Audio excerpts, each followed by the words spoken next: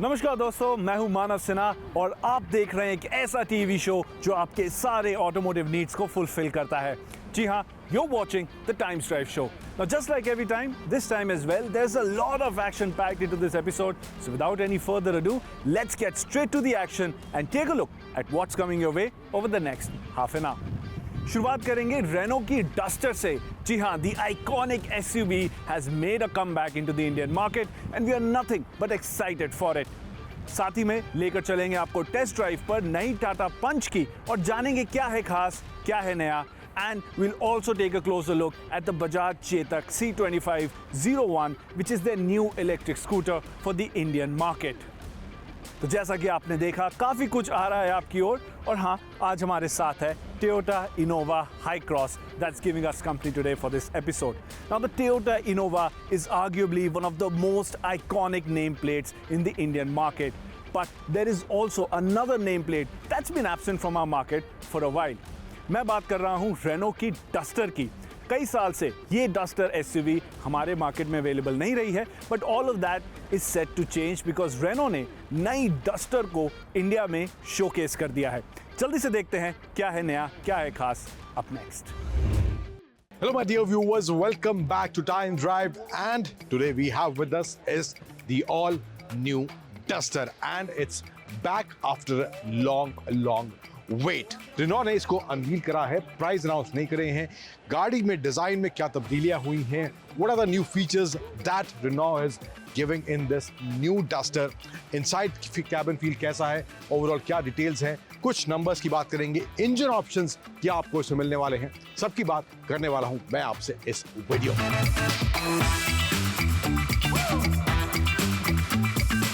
So let's start with the design first. Front की बात करते हैं, यहाँ पे आपको एकदम कंप्लीटली डिफरेंट डिजाइन तो आपको चारों तरफ से मिलेगा। फ्रंट में भी आपको यहाँ पे कुछ इस तरह से डीआरएल मिल रहे हैं, हेडलैम्प आपको यहाँ पे ये मिलने वाले, एलईडी सेटअप है पूरा, बड़ी सी डस्टर की बैजिंग दी है, कोई रेनॉ का लोगो आपको फ्रंट नहीं मिलेगा, जबकि डस्टर ब्रांड अपने आप में ही काफी बड़ा है, तो डस्टर की भी आपको ब्रांडिंग यहाँ मिलेगी। फ्रंट में स्किड प्लेट वगैरह दी गई है, सेंसर्स हैं, 360 डिग्री कैमरा भी यहाँ पे आपको देखने मिल जाएगा, पियानो ब्लैक टच है एंड थोड़ा सा वो नियॉन फील इसके लोगो में आसपास दिया गया है या कहीं इसके डस्टर के नेम में दिया गया है। यहाँ पर आए साइड में तो देन क्लैडिंग वगैरह थ्रू आउट आपको यहाँ पे मिल रही है। 18 इंचेस के व्हील आपको इस नई डस्टर में देखने को मिलने वाले हैं, फुली ब्लैक यहाँ पे आपको अलॉय व्हील का डिजाइन मिलेगा, रेनॉ का हब है सेंटर में and there is this Duster iconic badging with the yellow Himalayan logo over here at the front door in this new Duster and यहाँ पे भी नीचे कुछ ग्राफिक्स आपको देखने को मिल जाएंगे। 212 मिलीमीटर की इसकी ग्राउंड क्लियरेंस आपको मिलने वाली है एंड पीछे की तरफ आए तो यहाँ पर भी आपको कनेक्टेड टेल लाइट वाला फील जो अमूमन अब सभी नई गाड़ियों में हम देख रहे हैं वैसा ही कुछ आपको यहाँ दिया गया है। अंदर स्पेस कैसा है, बूट्स की बात करें यहाँ पे तो पहली चीज you're getting the power tailgate option in this Renault Duster and the boot space is massive 700 liters. Now ये करने के पीछे कारण एक और भी है क्योंकि ये हाइब्रिड में भी Renault लेके आ रही है तो बूट स्पेस उनको ज्यादा करना पड़ा है, लेकिन इसकी वजह से क्या सेकंड रो का स्पेस कॉम्प्रोमाइज हुआ है वो भी एक बार देखते हैं। अब सेकंड रो के स्पेस की बात करें तो then decent leg room, thigh support is decent also, there is a tunnel यहाँ पे आपको देखने को मिलेगा। तो 3 लोग बहुत कंफर्टेबली, आई डोंट बिलीव कि बैठ पाएंगे, बट यहाँ पे कुछ सीट जो अभी फिलहाल बैठने कंफर्टेबल लग रही हैं। There is arm rest in the centre with 2 cup holders and a slot for phone, also adjustable headrest for all 3 rear passengers and the adjustable headrest for the front passengers as well. 2 USB-C charging points, rear AC vents and this panoramic sunroof you're getting in this new Renault Duster. अब पहली कतार की बात करें तो yes, there are premium elements. Centre में यहाँ पे आपको 10.1 इंच का इंफोटेनमेंट स्क्रीन मिल जाएगा, काफी रंग बिरंगा कलरफुल साइज का ओवरऑल थीम है यहाँ पे, ए क्वालिटी माई ड्राइविंग ADAS वाले फीचर्स हैं, सो यहाँ पे आप उनको एक्सेस कर सकते हैं, ये सब फीचर दिए गए हैं, TPMS वगैरह के ऑप्शन आपको यहाँ मिल जाएंगे एंड ओवरऑल अभी फिलहाल जो मैं ऑपरेट कर रहा हूँ स्मूथ ओवरऑल ऑपरेशन इसका लग रहा है, लैग कुछ अभी फील नहीं मुझे इसमें नहीं हो रहा है। गियरबॉक्स ऑप्शन रहने वाले हैं, so with 1.3 turbo you will get the 6-speed DCT option and there is also 1.8 litre hybrid engine which will come around Diwali जो रेनॉ लेकर आएगी इस डस्टर में, उसमें आपको 8-speed गियरबॉक्स का ऑप्शन मिलने वाला है, electronic parking brake, 2 cup holders यहाँ सेंटर में दिए गए हैं and this is how the key of this new Duster looks like, similar to what we already seen in other Renault cars, armrest with leather stitch and decent space under the armrest as well. D cut steering wheel है with 3 spoke आपको design मिलेगा। Piano black touch आपको दिया गया है। Through out buttons में जो देखने को मिल रहा है, क्रूज कंट्रोल वगैरह के सेटिंग्स आपको लेफ्ट साइड में मिल जाएंगे। देन इसके अलावा आपको जो इंस्ट्रूमेंट क्लस्टर है, you can change settings of the cluster from here. यहाँ पे कंट्रोल्स दिए गए हैं एंड कॉल कनेक्ट डिस्कनेक्ट ये सब फीचर दिए गए हैं। ये सब ऑप्शन आपको मिल रहे हैं। ओवरऑल जो थीम है काफी कलरफुल सा अभी फिलहाल देखने में लग रहा है। तो ये कुछ ओवरऑल डिटेल्स हैं इस नई रेनॉ डस्टर को लेकर जो फाइनली अनवील कर दी गई है।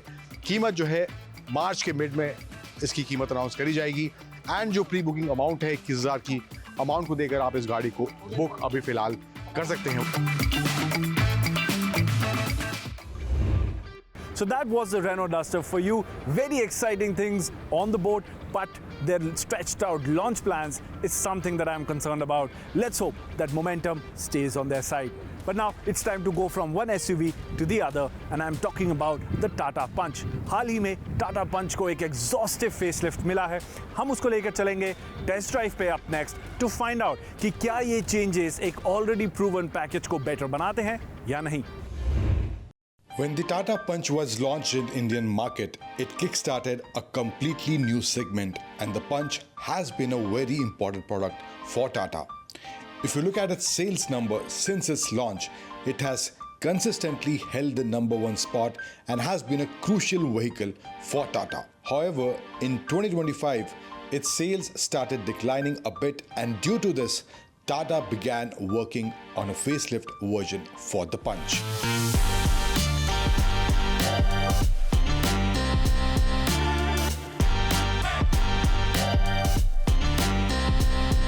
Let's first talk about the changes that are there in the design of this new Tata Punch.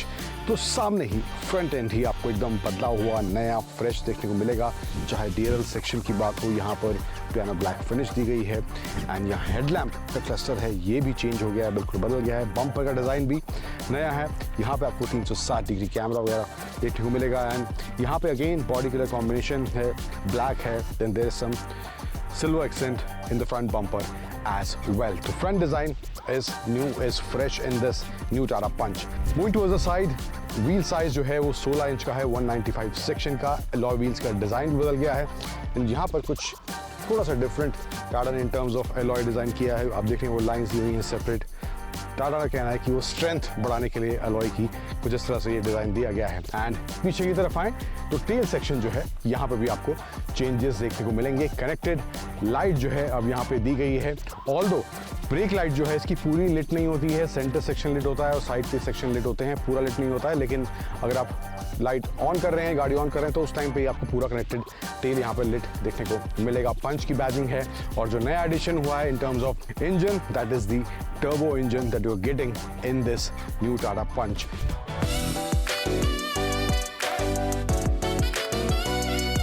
So changes in interior शुरुआत हो जाती है। यहाँ पर आपको डैशबोर्ड का डिज़ाइन डिफरेंट देखने को मिलेगा। There is some white element जो यूज़ करा गया है, प्लास्टिक ही है, सब कुछ हार्ड प्लास्टिक है। यहाँ भी हर जगह हार्ड प्लास्टिक का इस्तेमाल करा है, बट कुछ पैटर्न वगैरह कहीं कुछ दिए गए हैं। सेंटर में अगेन आपको ये 10.25 इंच का टच स्क्रीन सिस्टम मिलता है which is crisp.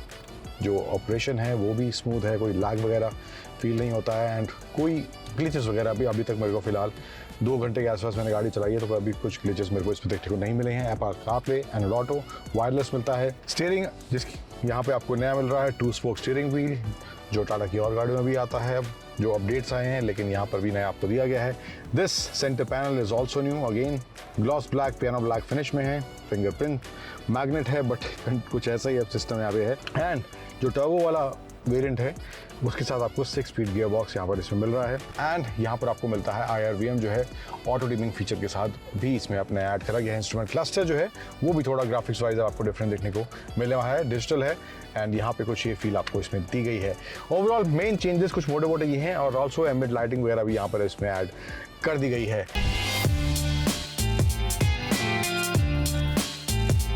Now let's talk about the driving experience of this new Tata Punch. Its performance, handling, comfort and so on. And overall, whether you should buy this car or not. First, regarding performance, the variant I drove was the turbo petrol one. Talking about the power figures and the overall performance, it's quite good. The initial acceleration isn't super aggressive or lightning fast, but for this segment, the power delivery feels very respectable. Whether I was driving in the city or on highway, I didn't face any issues with the performance. In the city, it feels a bit aggressive. When you initially lift off the accelerator or release the clutch, you get a slight jerk because of that turbo engine that is there in this Punch. But on the highway, this turbo petrol engine delivers really good performance. Now coming to the handling, we tested it on some off-road obstacles where Tata had set up a dedicated off-road track. There were various obstacles, some of which seemed quite challenging or even difficult for a car in this segment. But even then, it easily handled things like 90-degree decline and many other obstacles without any trouble. So handling is good on road too. It offers nice handling with good steering feedback. Overall, you get a really enjoyable driving experience in this car. When it comes to comfort, the suspension setup is one thing that really impressed me. What Tata has provided here is excellent. I liked it a lot. Even the deepest potholes are barely felt inside the cabin. Braking is precise and accurate, no issues at low or high speeds. Now, should you buy this car or not? First, Tata has added some new features and changes like refreshed front and rear design, changes to the taillight and front section. They've added features like 360-degree camera. Along with that, you get a really good driving experience, especially with the turbo petrol engine. In my opinion, the things that work in this car's favor are the excellent comfort, the well-balanced suspension setup, and the segment-appropriate features that are actually provided here. There are a couple of compromises like the rear seat space or perhaps some other minor things, but apart from that, the driving dynamics, overall stability, and the solid feel you get while driving are really good. And considering the price at which Tata has brought it, keeping in mind all the positive, if you are thinking of buying this car, then yes, the 2026 Tata Punch is genuinely a strong package and a great proposition for you. और इसी के साथ वक्त हो चला है एक छोटे से ब्रेक का टाइम्स ड्राइव शो पे, बट बने रहिए हमारे साथ because once we are back we'll take you for a ride on the Bajaj Chetak C2501. Stay tuned.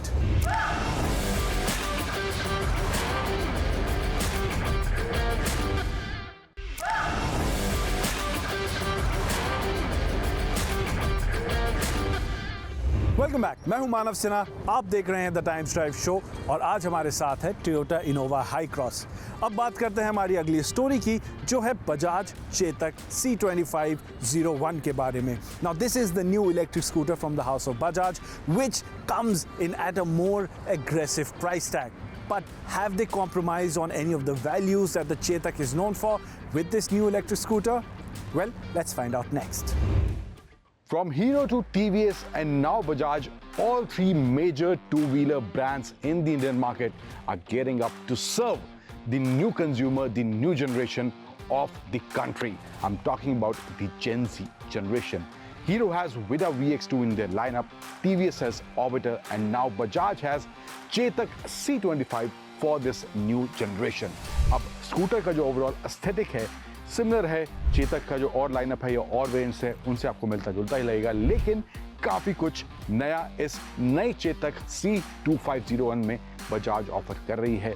Range क्या है, किस तरह का डिज़ाइन में चेंज करा गया है, बैटरी पैक कौन सा है एंड ओवरऑल स्कूटर में क्या फीचर्स दिए गए हैं, क्या इसकी कीमत है, सबकी डिटेल में बात करेंगे. और स्कूटर प्रैक्टिकल वाकई में कितना है उसकी भी वीडियो के लेटर पार्ट में बात मैं आपसे करने वाला हूं.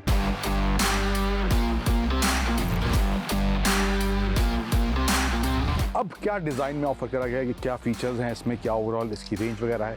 बात करते हैं डिज़ाइन से, यहाँ शुरू करते हैं. पहले तो फ्रंट का जो ओवरऑल हेडलैम्प का डिज़ाइन है वो आपको सिमिलर चेतक वाला ही मिलेगा. एलईडी आपको पूरा सेटअप मिल रहा है, चेतक की ब्रांडिंग बीच में दी गई है. यहाँ पे आपको ग्लॉस मैट कलर ऑप्शंस रहने वाले हैं. ये जो है आपको ब्लैक टोन या पियानो ब्लैक आपको सेंटर में पैनल दिया गया है, थोड़ा प्रीमियम लुक इससे ज़रूर आ रहा है. एंड इसके अलावा फ्रंट का जो डिज़ाइन है या साइड का जो ओवरऑल प्रोफाइल है आप देखेंगे वो सिल्वेट अगेन जो एस्थेटिक है वो आपको चेतक वाला ही मिलेगा. जो 3501 सीरीज़ है, 3503 है, यहाँ पे आपको ग्राफिक्स नए मिल जाते हैं. इन टर्म्स ऑफ डिज़ाइन ये आपको चीज़ अलग यहाँ पे देखने को मिलेगी. वो अगेन जेन ज़ी वाला एलिमेंट थोड़ा यहाँ पे ऐड करने की कोशिश करी गई है. इसके अलावा जो ग्राउंड क्लियरेंस है इसकी वो 170 मिलीमीटर की है। अब टेल लाइट की बात करें तो ये भी आपको पूरा LED सेटअप यहाँ मिलता है, क्यूब शेप यहाँ पे आपको कुछ डिज़ाइन दिया गया है इसके टेल लैंप्स के अंदर, एंड यहाँ पे भी इंडिकेटर्स, टर्न इंडिकेटर्स जो हैं वो भी आपको इसमें LED मिल जाते हैं। सीट की हाइट है अराउंड 763 मिलीमीटर के आसपास, which is good even for the people with height of around 5'6", 5'4", 5'2", 5'3" something, but seat की जो लंबाई है या लेंथ है वो मैं कहूँ आपको थोड़ी छोटी पड़ेगी इन केस अगर आप यूज़ कर रहे हैं। मैं आपको बैठ के दिखाता हूँ। माई हाइट इज़ अराउंड 5'9", सो ये कुछ इस तरह से मेरी कंफर्टेबल पोजीशन बन रही है। हेलमेट पहनेंगे एंड हेलमेट पहनने के बाद अगर आपको क्लियर व्यू चाहिए क्लस्टर का और इसके साइड मिरर्स का तो आपको थोड़ा पीछे होकर बैठना पड़ेगा अगर आपकी हाइट थोड़ी ज़्यादा है। कंट्रोल्स की बात करूँ, प्रीमियम है, फिनिश जो ओवरऑल है अच्छी दी गई है। यहाँ पे पियानो ब्लैक का इस्तेमाल करा गया है। Horn, turn indicators and high beam, low beam का आपको यहाँ ऑप्शन मिल जाता है। राइट साइड में आएंगे तो यहाँ पे आपको 4 बटन दिए गए हैं।